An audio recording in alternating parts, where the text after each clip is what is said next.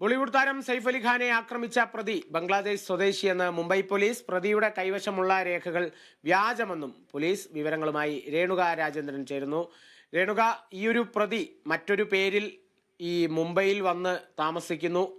ഇപ്പോൾ വ്യക്തമാകുന്നു അതൊരു ബംഗ്ലാദേശ് സ്വദേശിയാണ്. കൈവശമുള്ള രേഖകളൊക്കെ വ്യാജമാണെന്നും വ്യക്തമാകുന്നു. മറ്റെന്തൊക്കെ മൊഴികളാണ് പ്രതി പറഞ്ഞതായി നമുക്ക് ലഭിച്ചിട്ടുള്ളത്? അതേപോലെ തന്നെ ഇനി എങ്ങനെയായിരിക്കും അന്വേഷണം മുമ്പോട്ട് പോവുക? കാളിദാസ് സൂചിപ്പിച്ചതുപോലെ തന്നെ വിജയദാസ് എന്നൊരു വ്യാജേന പേരിലാണ് അദ്ദേഹം ഇന്ത്യയിലേക്ക് തന്നെ വന്നത്. അദ്ദേഹത്തിന്റെ ശരിക്കുമുള്ള പേര് മുഹമ്മദ് ഷെരീഫുൾ ഇസ്ലാം എന്നൊരു പേരാണ് ഉള്ളത്. അദ്ദേഹം ഒരു ബംഗ്ലാദേശ് സ്വദേശി എന്നാണ് DCPയുടെ ഒരു അന്വേഷണത്തിൽ നിന്നും മനസ്സിലാക്കാൻ കഴിയുന്നത്. ഇന്ത്യൻ രേഖകളായ വ്യാജരേഖകൾ കൈവച്ചാണ് വിജയദാസ് എന്നുള്ള പേരിൽ പല കമ്പനികളിലും ഇന്ത്യയിൽ ജോലി ചെയ്യുന്നത്. നിലവിൽ അദ്ദേഹത്തിനെ പിടികൂടാൻ കഴിഞ്ഞത് മുംബൈയിലെ മെട്രോ തൊഴിലാളികൾ താമസിക്കുന്ന ലേബർ ക്യാമ്പിൽ നിന്നാണ്. ഇന്നലെ രാത്രി അർദ്ധരാത്രിയോട് കൂടെ തന്നെ പോലീസ് സംഘം അദ്ദേഹത്തെ പിടികൂടിയത്. ഇദ്ദേഹത്തിന് സമാനമായ രീതിയിൽ സമാന രൂപമുള്ള 4 പേരെ ഇതിനു മുമ്പും മധ്യപ്രദേശിൽ നിന്നും അതോടൊപ്പം തന്നെ ഛത്തീസ്ഗഡിൽ നിന്നും കസ്റ്റഡിയിൽ എടുത്തിട്ടുണ്ടായിരുന്നു. പക്ഷേ അവരാരുമല്ലെന്ന ഒരു വ്യക്തത നമുക്ക് വന്നതിന് ശേഷം അവരെ തിരികെ വിടുകയായിരുന്നു. എന്നാൽ ഈ പ്രതിക്കായുള്ള ഒരു ഊർജിതമായ ഒരു അന്വേഷണം തന്നെ ആരംഭിച്ചിട്ടുണ്ടായിരുന്നു. അതിൻ്റെ ഒടുവിലാണ് ഇന്നലെ അർദ്ധരാത്രിയോട് തന്നെ ഈ മുഹമ്മദ് ഷെരീഫുൾ എന്ന് പറയുന്ന യഥാർത്ഥ പ്രതിയെ അറസ്റ്റ് ചെയ്യാൻ കഴിഞ്ഞത്. ഏറ്റവും നിർണായകമായ ഒരു സംഭവം നോക്കുകയാണെങ്കിൽ ഈ പ്രതി ഒരു ബംഗ്ലാദേശ് സ്വദേശിയാണ്. 6 മാസമായി മുംബൈയിൽ താമസിച്ചിരുന്ന വ്യക്തിയാണ്.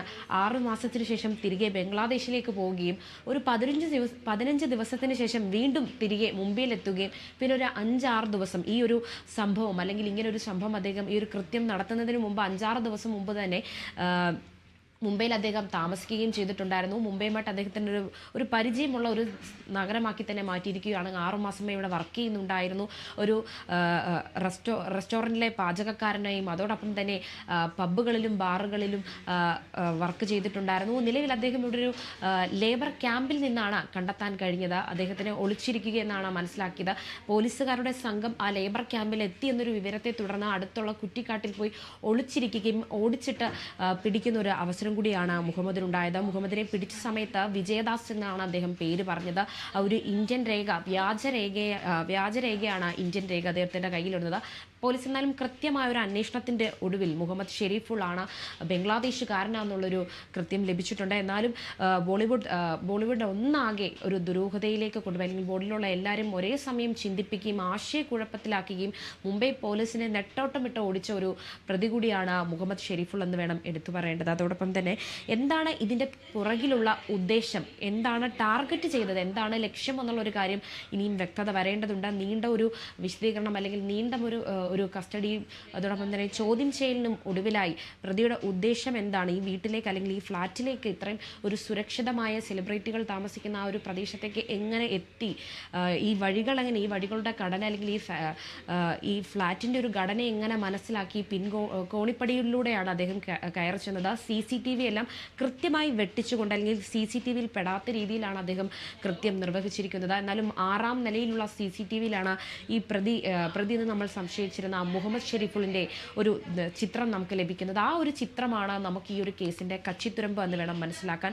ഈ ദൃശ്യത്തിലൂടെയാണ് പ്രതിക്കായി നമ്മളൊരു തിരച്ചിൽ ആരംഭിച്ചത്. റെയിൽവേ സ്റ്റേഷനിലും പരിസരങ്ങളിലും എല്ലാ സ്ഥലങ്ങളുമായി പ്രതിക്കായുള്ള ഒരു ഊർജിതമായ ഒരു അന്വേഷണം ആരംഭിച്ചതിൻ്റെ ഒടുവിലാണ് മുംബൈയിൽ വെച്ച് തന്നെ അദ്ദേഹത്തിനെ പിടിക്കാനായി അല്ലെങ്കിൽ ആ പ്രതിയെ പിടിക്കാനായത്. എന്നാലും എടുത്തു പറയേണ്ടത് കരീന കപൂറിൻ്റെ ഒരു മൊഴിയെടുപ്പിൽ പറഞ്ഞിട്ടുണ്ടായിരുന്നു സ്വർണ്ണാഭരണങ്ങളും അതോടൊപ്പം തന്നെ പൈസകളും എല്ലാം ഈ പ്രതിക്ക് കാണിച്ചു കൊടുത്തിട്ട് പോലും അതൊന്നും ഒന്നുപോലും എടുത്തില്ല. പ്രതി നേരെ തന്നെ വന്ന് കുട്ടിയെ ആക്രമിക്കുക എന്നൊരു ലക്ഷ്യത്തോടെ കുട്ടിയിലേക്ക് കാണാൻ പോയതെന്നൊരിതുണ്ട്. സ്വർണ്ണങ്ങളെല്ലാം കാണിച്ചു നോട്ടും അതിൽ നിന്നും പിന്മാറിയിട്ടില്ല. അതൊന്നും തുറന്നിരിക്കുകയാണ്. സ്വർണ്ണാഭരണങ്ങളൊക്കെ തുറന്നു വെച്ചിട്ട് പോലും ഇതൊന്നും എടുക്കാതെ കുട്ടിയെ ആക്രമിക്കുക എന്നൊരു ലക്ഷ്യത്തോടെ തന്നെയാണ് ഇദ്ദേഹം വന്നിരിക്കുന്നതെന്നാണ് ഒരു പ്രാഥമികമായി നമുക്ക് ലഭിക്കുന്ന ഒരു നിഗമനം എന്ന് മനസ്സിലാക്കാൻ. കുട്ടിയെ ആക്രമിക്കുക എന്നൊരു ആശയത്തോടെ വന്നതായിരിക്കാമെന്നും കരുതുന്നു. അതോടൊപ്പം തന്നെ അത് തടയാൻ ചെയ്യുന്നതിനിടയിലാണ് ആ നടന് ഒരു 6 തവണ കുത്തി പരിക്കേൽപ്പിക്കുകയും ചെയ്തിട്ടുണ്ടായിരുന്നു. ശസ്ത്രക്രിയയിൽ നീണ്ട മണിക്കൂറുകളുടെ ഒരു ശസ്ത്രക്രിയയിൽ ഇടയിലാണ് ഈ കത്തി പുറത്തേക്ക് എടുക്കാൻ കഴിഞ്ഞത്. എന്നിരുന്നാലും ഇപ്പോൾ അദ്ദേഹത്തിൻ്റെ ആരോഗ്യനില വളരെ തൃപ്തികരമായി പോകുന്നുണ്ട്. തിരച്ചിൽ 4 ദിവസം നീണ്ടുനിന്ന തിരച്ചിലിനൊടുവിൽ പ്രതിയെ മുംബൈ പോലീസ് പിടികൂടിയിട്ടുണ്ട്.